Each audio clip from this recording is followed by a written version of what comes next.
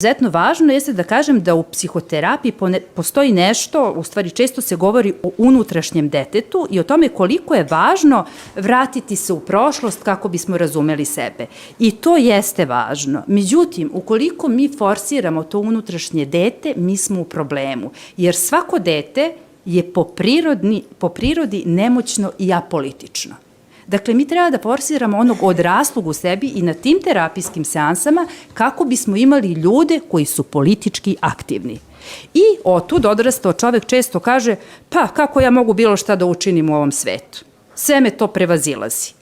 To je taj, u stvari, arhetip deteta koji kaže sve što mogu jeste da se vratim samom sebi, da se usredsredim na svoj rast i razvoj, da pronađem dobru porodicu, okruženje koje me podržava, ali to je katastrofa za naš politički život.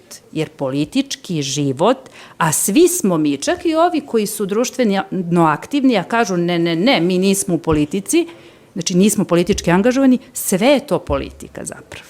Svaka promena, svako iskoračenje da se nešto promeni je politički život.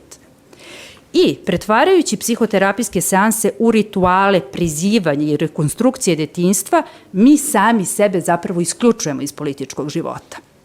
Ljudi uzimaju zdravo za gotovo da će se unutrašnji razvoj transformisati u moć u spoljašnjem svetu. A kada kažem moć, mislim na najkonstruktivniju formu moći.